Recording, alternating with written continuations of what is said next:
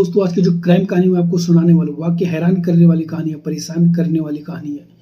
जब आप इस कहानी को आप पूरा सुनोगे, कैसे एक अवैध संबंध के कारण जो बेटा था उसे जान यहाँ पर गंवानी पड़ी।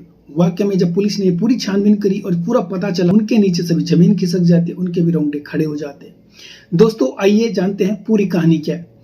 नमस्कार, आदाब, सत श्री अकाल। आज की जो मैं सच्ची घटना आपको सुना रहा हूँ, ये घटना उत्तराखंड का एक जिला पड़ता है हरिद्वार, वहीं पास में एक गांव पड़ता है कनखल। 1 जनवरी 2024 को एक वृद्ध महिला जो 40 से 50 की रही होगी और विधवा महिला थी, वो पुलिस थाने आती है और एक रिपोर्ट लिखाती है। उसका 16 या 17 साल का जो लड़का था वो 31 दिसंबर 2023 से गायब है। पुलिस रिपोर्ट लिखती है और जब उसका पुलिस अपना तलाश करती है, तभी जब पुलिस छानबीन कर रही थी और 1 जनवरी को सूचना मिलती है पुलिस वालों को, बैरागी कैंप के पास नीचे एक व्यक्ति की लाश तैरती हुई नजर आई। पुलिस तुरंत वहां पहुंचती है और जब उसके बाद वहां उसका शिनाख्त करती है और जब पुलिस को याद आता है कि जो सुबह एक विधवा महिला थी वो अपने बेटे का गुमशुदगी का रिपोर्ट लिखाने आई थी, पुलिस तुरंत उसे कॉल करते हैं और उसे सीधा हॉस्पिटल भेजते हैं, जहां उसका बेटे का शव वहां मोर्चरी में रखा हुआ था। और जब महिला वहां जाती है और जब वो देखती है, वाकई में रोना स्टार्ट करती है, चिल्लाना स्टार्ट करती है। पुलिस वालों को कहती, ये मेरा क्रिस है जो 17 साल का था, 31 दिसंबर से ये गायब था। पुलिस वाले भी चौंक जाते हैं और जो माँ थी वो भी रोती रहती और कहती, आखिर 17 साल के बेटे को आखिर किसने मारा।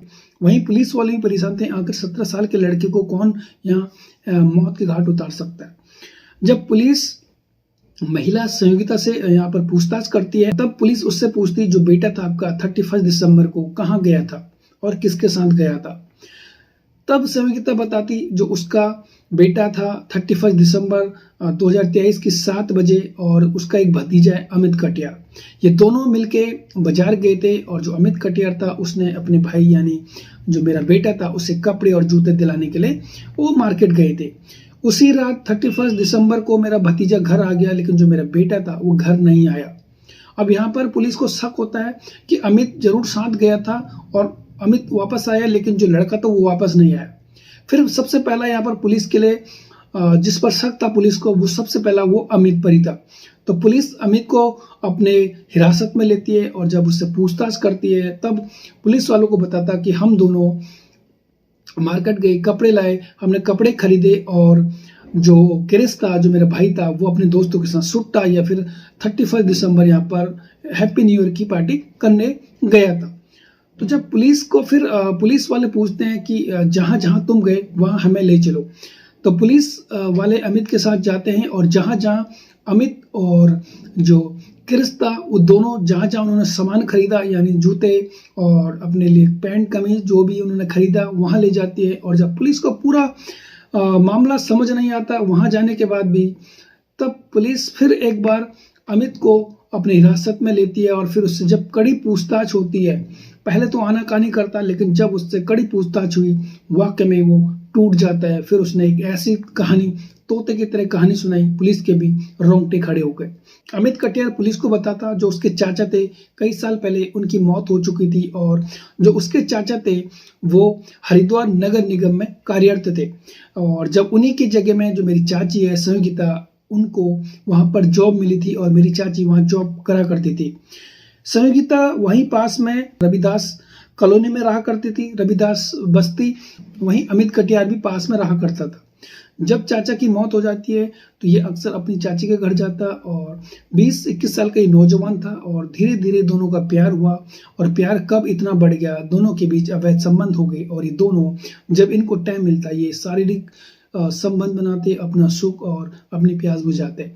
ऐसे ही सब कुछ सही चल रहा था, लेकिन एक दिन जो संगीता है उसकी बेटी उन्हें देख लेती है, जो 15-16 साल की छोटी लड़की होती है। और एक दिन जब वो स्कूल से आती है और वो देखती है जो उसका भाई अमित कटियार, उसकी माँ नग्न अवस्था में वहाँ पर सेक्स कर रहे थे और वहाँ पर शारीरिक संबंध बना रहे थे। तभी वो अपनी माँ और जो भाई था उसे डांटती है, लेकिन जो अमित कटियार था उसे साइड में ले जाता है और उसे डांटता और उसे डराता, कहता ये बातें किसी को नहीं बताना, नहीं तो मुझसे बुरा नहीं होगा।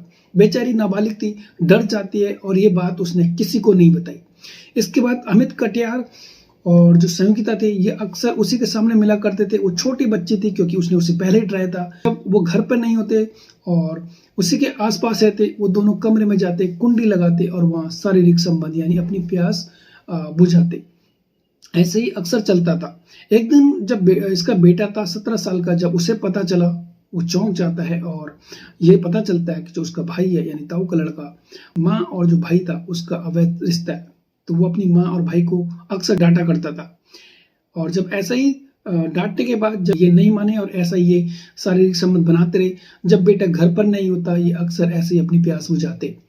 और ऐसी ही बातें जब कॉलोनियाँ और आसपास के लोगों को पता चला जो अमित कटियार है उसके अपनी चाची से शारीरिक संबंध है, तो वो डरने लगा, अमित कटियार डरने लगा। तब उसकी चाची उसे कहती, आपको डरने की बात नहीं है और मेरे पास एक और जगह है जो पास में ही मिस्रपुर है, वहाँ पर मैं एक घर बनाने वाली हूँ और जो घर का काम होगा वो आप ही बनाओगे।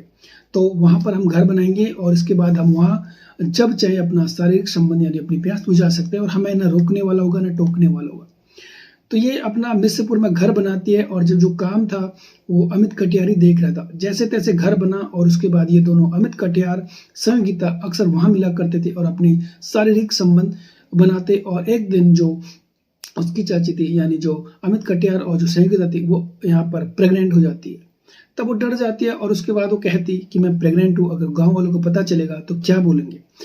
तो उसके बाद वो दोनों डिसाइड करते हैं और डॉक्टर के पास जाते हैं। डॉक्टर के पास जाने के बाद वो अबॉर्शन करा देते हैं।